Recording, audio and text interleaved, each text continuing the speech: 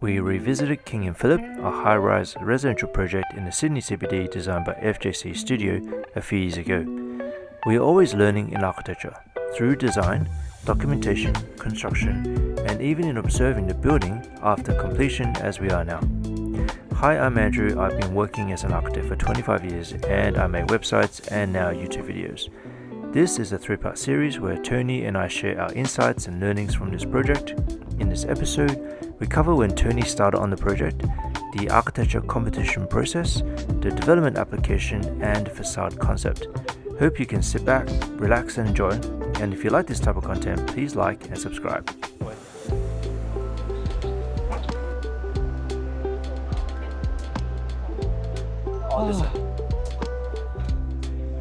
Do you miss anything about the old place?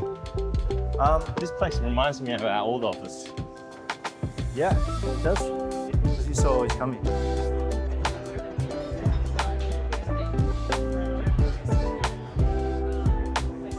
Oh well, we're here. When you started on the project, what year was it? 2016? Oh, okay. Yeah. And was that after the competition? That was during competition with like Chris Bridge and Philip Pham and all those guys. I was just like helping out with not so important stuff. So, Like apartment planning? yeah. Things that you have to do, but doesn't really matter. But And I was fairly new back then, so. I remember one of the first projects you worked on was a Harris Farm comp. Oh, that was at the same time as King and Phillip. Same time? Yeah. You were working long hours back then.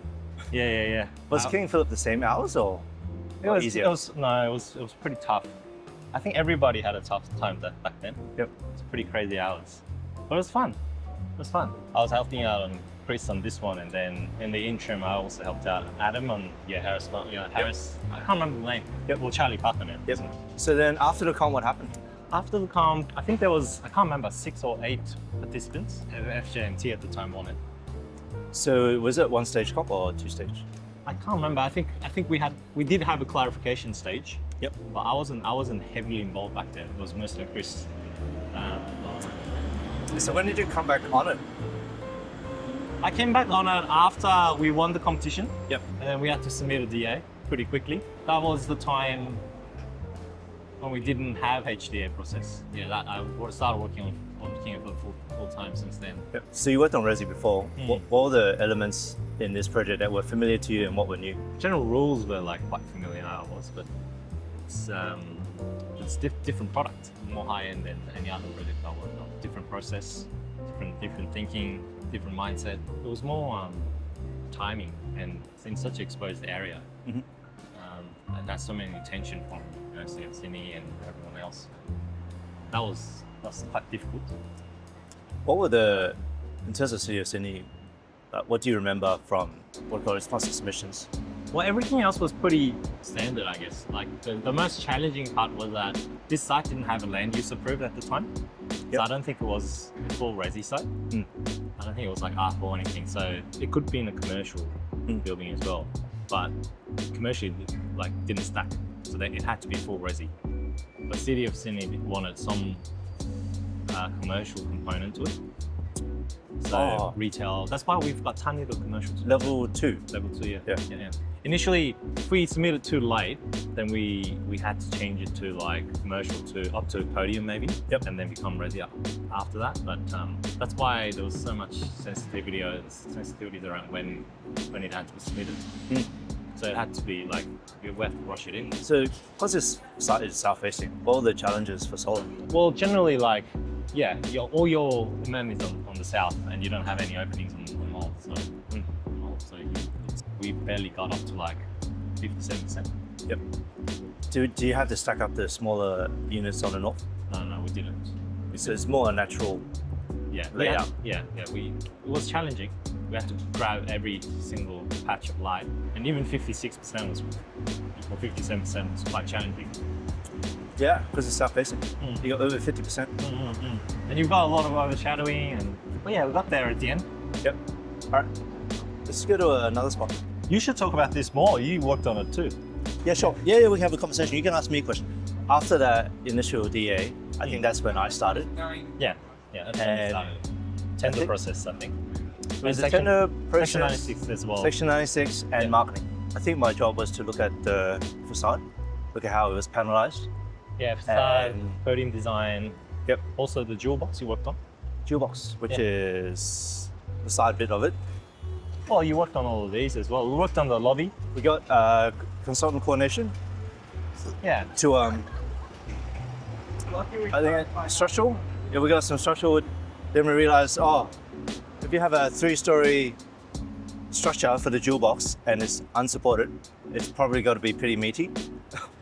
Yeah. There's a really big transfer in there as well. Yeah, we're looking at it right now. So And that's what do you remember that beam? Was it like 1400? No, it was more than that, I think. It was like 16, 1700, I think. Yep. From my memory. And that allows that tower to slip over the jewel box. Yeah. Yeah. But looking at it now, it's pretty slick, isn't it? Like all the perforated sheets aligned with the outside face of the glass. Oh, that was You can look at it from was this really side. fun to Yeah. work out. Yeah, that's the that's the diverter system. There, you can see it there. It slides out Yeah, in the between, diverter, yes. in between the balustrade and the fixed perforated screen. Yeah. It comes out. I think that worked really well, didn't it? There was like a little S curve on the track Yeah. top where it went from the outside plane and it slipped in behind. Yeah. And then when it's closed, which these lower floors are closed, it's very effective in holding the shape. Yeah. Now- And we also changed the bifold screens to sliders on both Yes. east and western podium facade. Oh. But it kind of came out all right. I don't mind the sliding screen. Yeah, I it's don't really consistent. Yeah. And it means that what the main articulation is that podium frame. Hmm. It's got like the double tilts and it really stands out. And then you got the articulation within it of the express mullions, the front tech, and then the sliding screens. So that kind of works. I mean, the bifold screens, you probably see a lot of hinges when they were open. And so this one, you don't see any hardware exposed. But yeah, we're getting that slick flush glazed glass Didn't you- aligned to the screen. Interesting thing is like this building, you don't have any conventional window system. Yeah. So everything's like Yep. ventilated through the full height perforated screen. It's actually, you can actually get quite a lot of amount of air through that. I noticed that. Yeah. When I was there on site, it's more effective than an awning window, which is at waist height. Yeah. That opens a little bit. Yeah. That you count for the full area, Yeah. but actually you only get 120 mils. Yeah, and you can actually see through it really well. Remember how client was really concerned about not being able to see through it and it's going to obstruct the view to Hyde Park. And we played with the perforated pattern to minimize obstruction, but like it was quite, like you can see it well, like you can see through it really, really well. I was quite surprised actually. Because there's actually quite a lot of glazing and it's got high performance on the glass. When you're inside, you still see quite clearly outside. Yeah, and it's actually decent sized glass. Well, I can't remember the glass size, but the ones in the bedrooms were quite big. We were on a 600 module, but a lot of them were 1200s or 1800s. Yeah, the 1800s were actually like, I didn't realize how big it was Yeah. until we put it onto the side. Like, it's actually it's- quite big when you stand in the bedroom. Because bedroom is like, what, 3 meter by 3 meter? Yeah. So if you put an 1800 module, it's more than half. Yeah. So it's quite big for an apartment. Yeah. I mean, a lot of them were in the living rooms, but the 1800 and then you have the screen, which is 600, and then you have some of the modules were 1200. But because they're 2700 high, with no horizontal interruptions, it does feel quite generous. So for you, what was the most challenging part? Oh, getting alignments to work, getting the track to work vertically and horizontally. Golden ratio? Golden ratio. A lot of that was in the podium articulation of the frame. It was challenging, and also it was interesting to me to develop this frame for the podium. And I try to, obviously in a large team, but try to make it so that it was articulated not in the standard way. And so the spanner was quite deep. We were able to do the A-B type. So one which is like a thin one, and then the other one which is a deeper one with a profiled V. And then runs through vertically and horizontally. And then on the vertical one, on the side, it's like a split frame.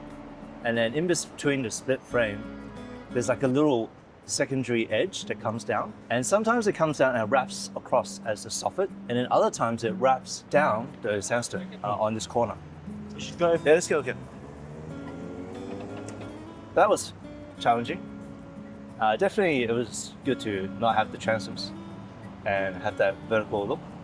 I remember early in the project, a big part of the composition is the screens, but we're facing a view, so have to be quite judicious in the location of these screens. Yeah. I remember going through that like so many times. We would say, oh, you know, in the bedroom, when you have the bed head, sometimes you like a little bit of enclosure, and then you have the big 120 or 1200 or the 1800 window on the bed foot side. And I remember the client found it quite challenging. That whole conversation. But the client didn't realize how big the glass is. Like that's what Richard was trying to, keep trying to say. It's quite big, and they didn't realize. But I remember the client was quite happy at the end. When we did our first bedroom, they looked at it and go, "Wow, this is actually a decent amount of view."